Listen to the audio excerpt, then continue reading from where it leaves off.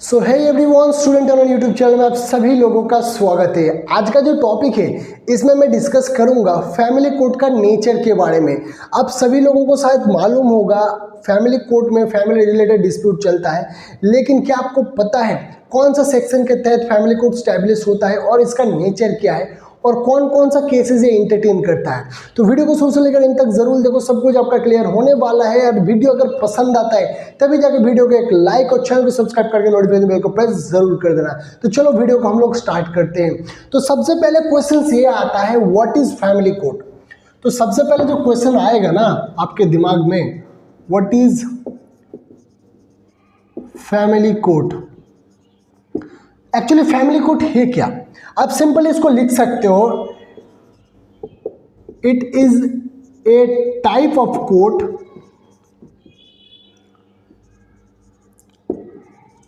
which basically deals with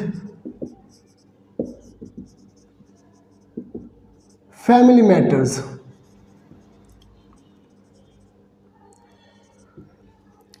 so simply family court है क्या? Family court एक type of court है जो कि फैमिली रिलेटेड डिस्प्यूट को एंटरटेन करता है, उसको रिजॉल्व करता है एज पर द जजमेंट।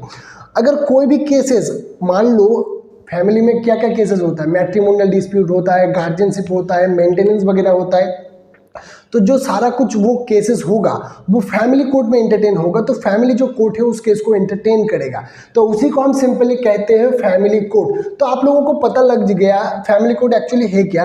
अभी अगर हम बात करें फैमिली कोर्ट कौन से सेक्शन के तहत स्टैब्लिश होता है, तो चलो वो भी हम देखते हैं। तो जो यहाँ पर हमारा फैमिली एक्ट है ना, फैमिली कोर्ट, जो फैमिली कोर्ट एक्ट है हमारा 1984 का, उसका जो सेक्शन 3 है ये बात करता है स्टैब्लिशमेंट के बारे में, स्टैब्लिशमेंट ऑफ फैमिली कोर्ट। तो section 3 of 1984 of Family Court Act talks about establishment of the family court. So when family court will establish, where the proper जो लिमिट है पीपल का, जो एक फॉर एग्जाम्पल मान लो, यहाँ पर मैं आपको एग्जाम्पल से समझाता हूँ कब स्टैब्लिश किया जाता है। स्पेसिकली जो सेक्शन 3 के अंदर स्टैब्लिश होता है, मान लो एक लैंड है, एक पीस ऑफ लैंड है, और यहाँ पर मान लो क्राइटेरिया दिया गया है, जब यहाँ पर 1000 एक्सीड हो जाएगा तब हम यहाँ पर एक फैमिली कोर्ट स्टैब्लिश करेंगे, लेकिन अगर 500 होगा तो नहीं होगा। तो ऐसा लेजिस्लेचर में दिया गया है, एक प्रॉपर जो स्पेसिफाइड किया गया है पॉपुलेशन को। अगर जब भी ऐसा हो जाएगा तो इस वाले एरिया में फैमिली कोर्ट स्टैब्लिश हो जाएगा, लेकिन इस वाले एरिया में नहीं होगा। क्यों?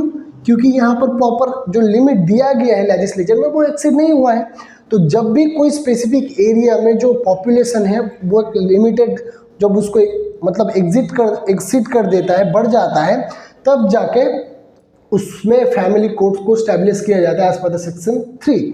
लेकिन जब फैमिली कोर्ट, मान लो यहाँ पर फैमिली कोर्ट स्टैब्लिश हो गया, यहाँ पर फैमिली कोर्ट स्टैब्लिश हो गया, अभी आप लोगों का फैमिली रिलेटेड डिस्प्यूट चल रहा है, अभी आप कोई अदर कोर्ट में नहीं जा सकते। मान लो एक क्रिमिनल कोर्ट है, ये सिविल कोर्ट है, सपोज आप लोग मान लो, और आपका फैमिली कोर्ट ऑलरेडी अवेलेबल है आपके एरिया में, तो आपका फैमिली रिलेटेड डिस्प्यूट लेके आप सिविल कोर्ट में नहीं जा सकते हो।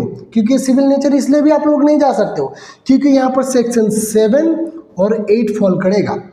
तो सेक्शन 7 और 8 स्पेसिफिकली ये कहता है, अगर आपके एरिया में फैमिली कोर्ट अवेलेबल है, स्टैब्लिश्ड है ऑलरेडी, और वहाँ पर जो फैमिली रिलेटेड डिस्प्यूट आपका हो रहा है, like matrimonial disputes, maintenance, guardianship, कुछ अगर इस टाइप का डिस्प्यूट हो रहा है, तब आप उस रिलेटेड केस के लिए आपको स्पेसिफिक फैमिली कोर्ट में ही जाना पड़ेगा।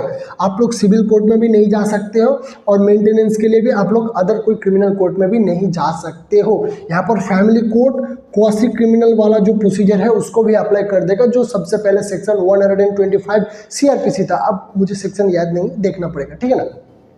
तो ये मैंने आप लोगों को बता दिया एक्चुअली फैमिली कोर्ट है क्या और कौन सा सेक्शन के अंदर ये स्टैब्लिश होता है। अभी हम लोग बात करेंगे, देखो फैमिली कोर्ट का नेचर क्या है। अगर सिंपली इसका नेचर वाइज देखोगे ना, तो नेचर वाइज ये सिविल है, बेसिकली सभी लोगों को मालूम होगा, एक सिविल टाइप सा नेचर है। तो इसका नेचर है, तो सबसे पहले देखो रिकंसिलेटरी नेचर ऑफ फैमिली कोड। तो सबसे पहले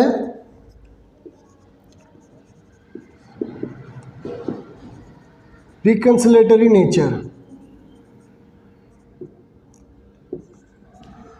सो सबसे पहला नेचर आप लोग ये लिख सकते हो, रिकंसिलेटरी नेचर। ये एक्चुअली है क्या, आप लोगों को पता होगा, अगर नहीं है तो मैं बता देता हूँ। जब भी कोई फैमिली डिस्प्यूट होता है तो कभी कभार वो लोग गुस्से में कुछ ज़्यादा बड़ा मतलब कोई मान लो डिवोर्स का पिटीशन फाइल करता है, कुछ अदर वगैरह एक्शंस वगैरह लेता है, लेकिन कोर्ट ज़्यादातर कोशिश ये करता है मैट्रिमोनियल डिस्प्यूट में कि उसका डिस्प्यूट सॉल्व हो जाए और जो कपल है एक साथ पीसफुली रहने लगे, क्योंकि ये सोसाइटी के लिए भी अच्छा है। अगर ज़्यादातर डिवोर्स होगा हमारे सोसाइटी में तो सोसाइटी में बुरा इफेक्ट पड़ेगा, अच्छा इफेक्ट नहीं पड़ेगा।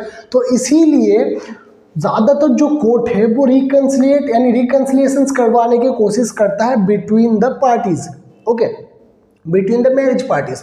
तो इसीलिए जो फैमिली कोर्ट है ये रिकंसिलिएशन नेचर का है, जो कि ज़्यादातर फोकस करता है जो मैट्रिमोनियल डिस्प्यूट्स है उन लोगों का सॉल्व हो जाए। तो आप लोग लिख सकते हो सबसे पहला नेचर इसका reconciliatory nature, which try to solve the disputes between the parties। So reconciliation nature में जो फैमिली कोर्ट है ज़्यादातर कोशिश करता है कि उन लोगों का जो फैमिली डिस्प्यूट है वो सॉल्व हो जाए, ठीक है। अभी आप अनदर नेचर में लिख सकते हो, it's deal with matrimonial suits, divorce, maintenance, guardianships. So आप लोग इस टाइप से लिख सकते हो। सो इसका नेचर में लिख सकते हो, it's deals with marital disputes और फैमिली डिस्प्यूट्स।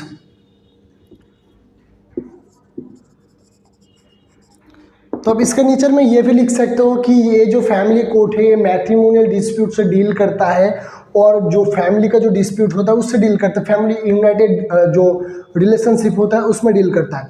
तो आप इसमें बस जो रीज़न है वो आप बता दो अपने रिटर्न अगर एग्जाम लिख रहे हो कुछ भी लिख रहे हो तो आप उसमें ऐसा करके लिख सकते हो, क्योंकि फैमिली कोर्ट में ज़्यादातर अगर कोई हस्बैंड एंड वाइफ होगा उन लोगों का मैट्रिमोनियल डिस्प्यूट चलेगा, तो मैट्रिमोनियल डिस्प्यूट्स में जो भी कॉन्सिक्वेंसेस हुए दे विल फेस। और अगर फैमिली रिलेटेड मैटर है तो वहाँ पर मान लो कोई गार्जियनशिप क्लेम कर रहा है, वो चाइल्ड है उसके ऊपर गार्जियनशिप क्लेम कर रहा है, कोई मेंटेनेंस क्लेम कर रहा है, तो इस टाइप से चीज़ें हो जाता है। तो यहाँ पर आप ये वाला भी इसके नेचर में लिख सकते हो, it's deals with marital disputes और फैमिली डिस्प्यूट्स।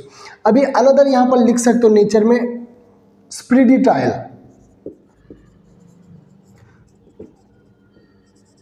यहाँ पर स्पीड डायल में क्यों बता रहा हूँ, जो कि फैमिली कोर्ट स्पेशली डिज़ाइन किया गया है, जो कि फैमिली रिलेटेड डिस्प्यूट्स होता है उसको जल्दी से जल्दी रिजॉल्व करने के लिए।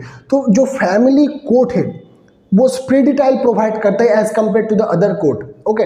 तो ये बेसिकली सिंपली जो फैमिली कोर्ट है फैमिली रिलेटेड मैटर में स्पीड डायल देने का कोशिश करता है। तो आप लोग यहाँ पर ये स्पीड डायल इसका भी इसमें नेचर में दे सकते हो। और यहाँ पर इसका लिख सकते हो लिमिटेड जुरिस्डिक्शंस भी इसका नेचर है,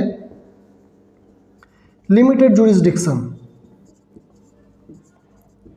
अभी देखो लिमिटेड जुरिस्डिक्शन में आप लोग क्या लिख सकते हो, family court specially design to deal with family disputes.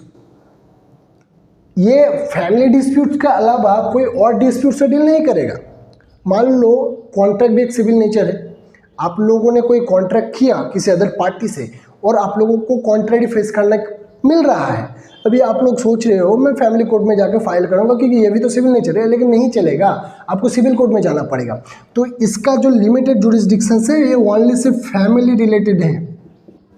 Family में यहाँ पर डिवोर्स हो सकता है, ठीक है ना, गार्जियनशिप हो सकता है,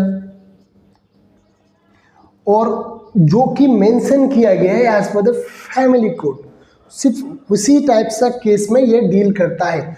तो आप लोग यहाँ पर रिकंसिलिएशन नेचर लिख सकते हो, dispute related only family matter लिख सकते हो, स्पीडी ट्रायल लिख सकते हो और लिमिटेड जुरिस्डिक्शन लिख सकते हो। और भी कुछ नेचर है वो मैं आप लोगों को बताता हूँ। एक अनदर नेचर है जो कि मुझे काफ़ी अच्छा लगा, जो कि मतलब सभी लोगों के लिए काफ़ी हेल्पफुल होगा, तो वो नेचर है ये लेस फॉर्मल है, ठीक है ना। It is a less formal if we compare with another code, then it is a less formal. How? Let's discuss. Less formal procedure.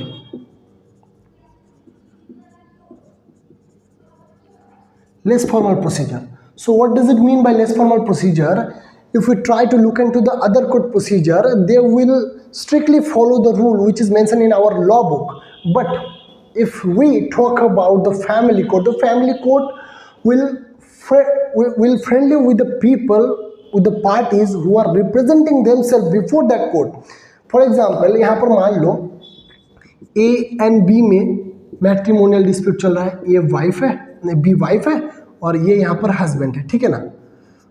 तो इन दोनों में से अगर कोई भी मान लो ये फैमिली कोर्ट में ये लोग पिटिशन फाइल करने गए, ठीक है, तो मान लो बी ने वाइफ ने जो है हस्बैंड के अगेंस्ट में डिवोर्स फाइल किया क्योंकि हस्बैंड क्रूएल्टी कर रहा है। मान लो बी का क्रूएल्टी कर रहा है हस्बैंड, ठीक है, मार रहा है, पीट रहा है, तो बी गया फैमिली कोर्ट, पिटिशन फाइल किया। तो ज़्यादातर केस में क्या होता है, हम लोगों को एडवोकेट अपॉइंट करना होता है ना, लेकिन फैमिली कोर्ट में ये अनिवार्य नहीं है। Unless court will direct you, if you are not competent to if you are not competent to hearing before the court, if you are not express your thought properly before the competent court, then court may direct you to hire an advocate for your benefit. Okay, so in this matter B can represent himself before the family court without appointing any advocate for her case. तो simply ये less formal procedure को follow करता है, काफ़ी friendly procedure मतलब काफ़ी friendly behave करता है। अगर कोई आप आधे मिस्टेक भी अगर कर देते हो कोर्ट प्रोसीडिंग में, तो वो आपको मतलब अनदेखा कर देता है, क्योंकि फैमिली कोर्ट स्पेशली बनाया गया है कि फैमिली रिलेटेड डिस्प्यूट्स को सॉल्व करे। तो आप फैमिली कोर्ट में खुद पार्टी इन पर्सन प्रेजेंट करके आप अपना केस खुद लड़ सकते हो, हियरिंग कर सकते हो। लेकिन अगर कोर्ट को लगता है आप में कैपेसिटी नहीं है, आप नहीं कर सकते हो, अगर आप हियरिंग करोगे, अगर आप आर्ग्यू करोगे अपना मैटर, तो आप लूज कर दोगे और कोर्ट को डिफिकल्ट हो रहा है, आप एक्सप्रेस नहीं कर पा रहे प्रॉपर तरीके से फैक्ट और प्रोसीजर वगैरह। प्रोसीजर तो देखो आपको फॉलो करना होगा, ये लेस फॉर्मल है as compare to the other court, ये लेस फॉर्मल है, लेकिन आपको प्रोसीजर तो फॉलो करना है ना, कोर्ट डेकोरम तो मेंटेन करना ही है। लेकिन इसमें आप लोग पार्टी इन पर्सन प्रेजेंट कर सकते हो और वे फैमिली कोर्ट अलाउ भी करता है। तो ये वाला भी आप लोग नेचर में लिख सकते हो, इट्स लेस फॉर्मल प्रोसीजर, ठीक है ना। तो इसका जो भी नेचर था मैंने आप लोगों को बता दिया। और एक और भी लिख सकते हो, the family court ensure the interest of the women children on the family. तो यहां पर लिख सकते हो it's protect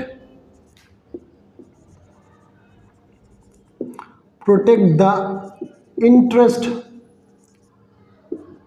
of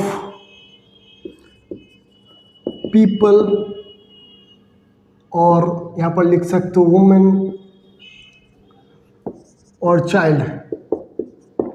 why I am saying that, अब इसका नेचर में ये कैसे लिख सकते हो मैं आपको बता देता हूँ। देखो फैमिली कोर्ट्स बेसिकली जो गार्जियनशिप से डील करता है, तो उससे रिलेटेड जो इंटरेस्ट आएगा चाइल्ड का, जो फैमिली रिलेटेड जो मैटर होता है फैमिली कोर्ट में मेंटेनेंस से भी रिलेटेड डील करता है, तो उससे रिलेटेड भी यहाँ पर आ जाएगा। और पीपल जो कि सोसाइटी के लिए भी फ्रेंडली होता है, क्योंकि यहाँ पर आपको एडवोकेट अपॉइंट नहीं करना पड़ता, ये लेस फॉर्मल प्रोसीजर है।